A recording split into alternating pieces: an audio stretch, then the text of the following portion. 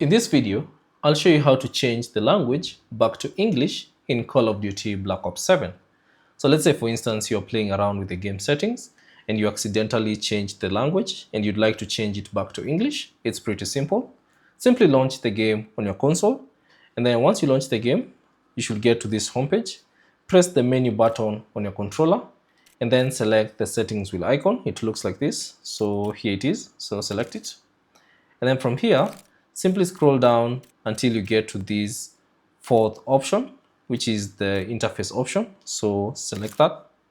And then the first option you should see is the language option. So simply select that option and then find the English option. So English is always the first one. So select the first option, which is English. And then select the first option, which is yes. So select that and that will restart the game. So give it a few seconds. And now as you can see, the game has been restored back to English. So give it a few seconds and you can see everything now is back to the English language.